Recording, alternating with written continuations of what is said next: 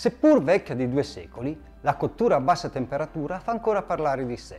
È una tecnica da sempre usata dai professionisti, ma qualcuno la guarda ancora con un pizzico di diffidenza. La cottura a bassa temperatura prevede di cuocere per ore, a temperatura controllata, alimenti inseriti in appositi sacchetti sottovuoto. Fu il conte Rumford, nel corso del Settecento, ad effettuare i primi esperimenti di sous vide.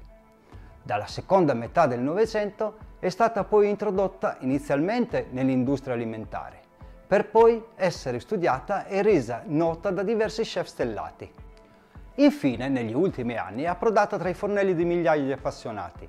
L'attenzione nei confronti della cottura a bassa temperatura è divenuta tale da aver spinto le aziende ad introdurre sul mercato strumenti per la CBT con costi accessibili a tutte le tasche. Ma quali sono i 7 errori più comuni che si commettono nell'avvicinarsi a questa tecnica di cottura?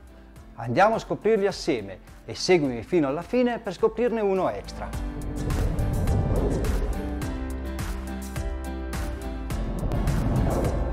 Bentornato su Segreti da Chef. Io sono Gianluca, chef specializzato in cotture sottovuoto e non solo. Come anticipato, oggi andiamo a vedere quali sono gli errori più comuni che si commettono nella cottura in sous vide. Il primo è non scegliere con cura gli ingredienti. Se è vero che la qualità della materia prima è alla base della riuscita di un buon piatto, nel caso della cottura sous vide, selezionare con cura gli ingredienti è di fondamentale importanza. Questo non solo perché con la CBT il sapore degli alimenti viene esaltato, ma anche in virtù del fatto che, essendo sottoposto ad un calore minimo, le proteine contenute negli alimenti perdono la loro conformazione originale, denaturandosi.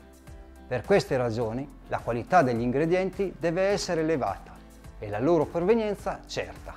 A maggior ragione, questo vale se si decide di utilizzare tagli di carne pregiati, caratterizzati da poco tessuto connettivo, cucinati a temperatura inferiore ai 65 gradi. Non fanno eccezione neanche i condimenti. Il sottovuoto, infatti, consente ai liquidi di penetrare all'interno del cibo per osmosi inversa. Ne bastano quindi piccole quantità per ottenere ottimi risultati.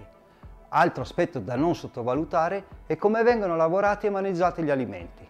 Va prestata quindi particolare attenzione all'igiene personale, all'adeguata conservazione dei sacchetti utilizzati per la cottura e alla pulizia e disinfezione della macchina per il sottovuoto. Il secondo è sottovalutare la scelta dell'attrezzatura. La cottura a bassa temperatura è una tecnica dove la precisione consente di raggiungere risultati ben definiti. La differenza di un grado può compromettere la riuscita del piatto disattendendo l'obiettivo che ci si era prefissati. Per arrivare a un buon livello e padroneggiare la tecnica sous vide è necessario dotarsi di un sistema di cottura che mantenga la temperatura costante al 10° di grado. L'acqua è l'unico elemento che riesce a convogliare il calore in modo uniforme e risente poco degli sbalzi di temperatura, dal momento che la dispersione termica è più lenta. Per questa ragione, l'unico strumento più utilizzato resta il runner, che permette di cuocere in ogni pentola o vasca senza l'uso di fornelli. Una volta immerso nel liquido e impostato il runner, porta e mantiene il liquido alla temperatura desiderata, cuocendo con precisione gli alimenti e garantendone uniformità di calore in ogni punto. I bagni di acqua con ricircolo a riscaldamento generalmente consentono di non avere sbalzi termici superiori a 0,1 gradi. Non basta però solo il runner a garantire un risultato da chef stellato. Per ottenere un buon piatto è necessario dotarsi di una macchina per il vuoto a campana, che differisce da quella estrazione esterna soprattutto per la percentuale di vuoto ottenuta. Queste ultime infatti raggiungono un vuoto tra l'80 e il 90%, mentre la CBT e la lunga conservazione necessitano del 99,9%. Questo perché con il calore l'aria si gonfia e non consente una buona trasmissione termica. La conseguenza di un sottovuoto mal gestito sarà la disomogeneità della cottura dell'alimento. Infine, ogni macchina è differente. È essenziale conoscere ogni variabile della propria strumentazione, dalla capacità della vasca alle istruzioni di pulizia. 3. Pensare che la CBT sia costosa. Se è vero che la CBT richiede l'acquisto di macchinari specifici come la macchina per il sottovuoto e il runner, è altrettanto corretto affermare che nel lungo periodo, se ci si avvale spesso della temperatura controllata, l'investimento potrebbe essere ben ripagato.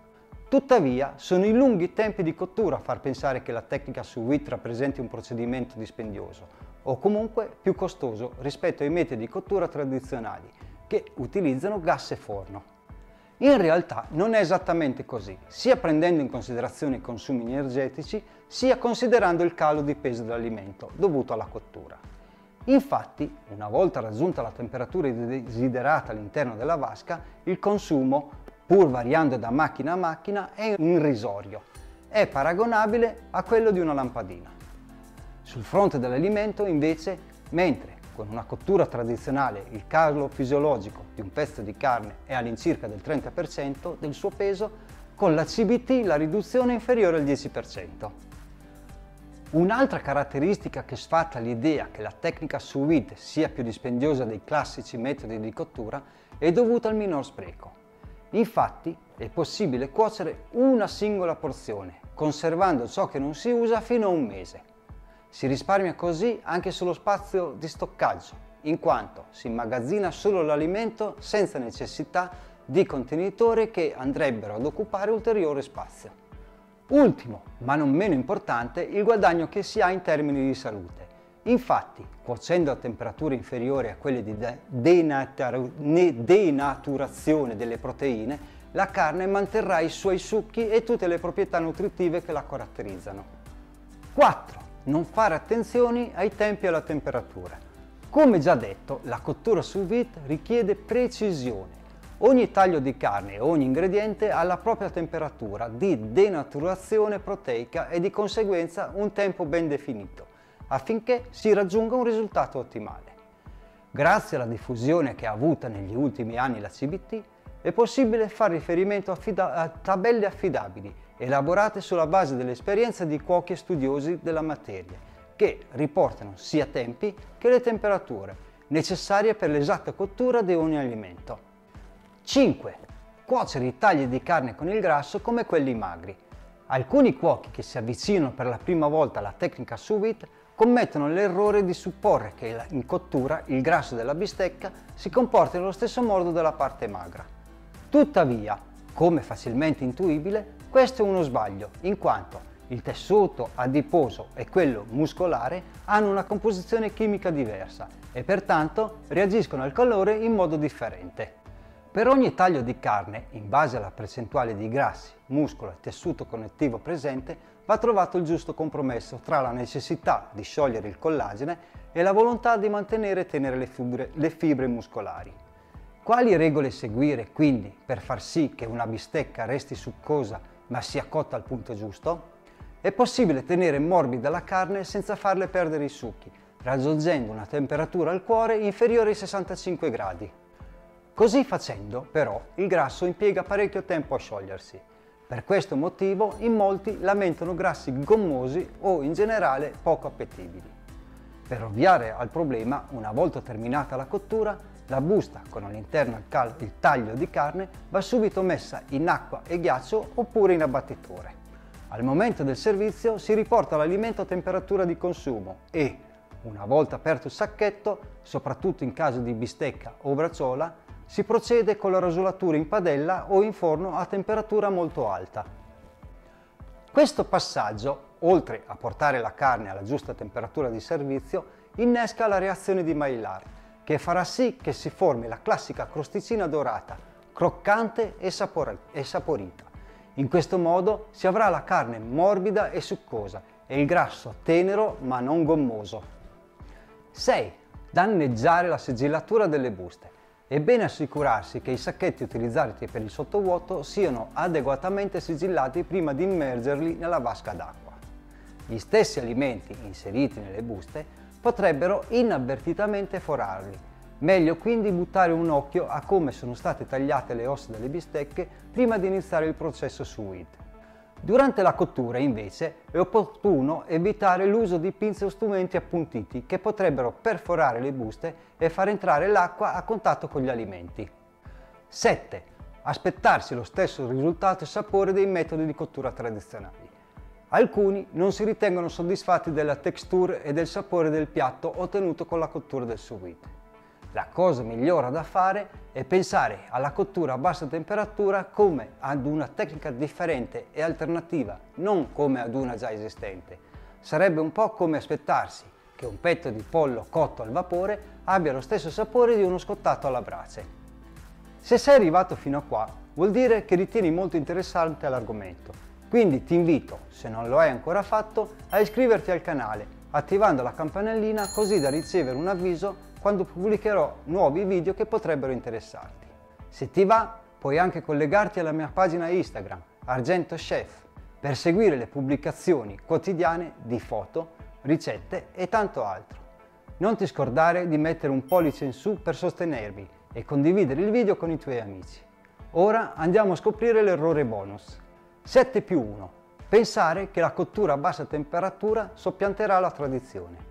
Ogni volta che una nuova tecnica nasce e piano piano si diffonde, non importa che sia in ambito scientifico o culinario, dà vita a fazioni contrapposte tra chi sostiene vivacemente il nuovo e chi difende appassionatamente la tradizione. La nouvelle cuisine, prima, e la cucina molecolare, poi, hanno scatenato accesi dibattiti in tal senso. Adesso sembra arrivato il turno della CBT.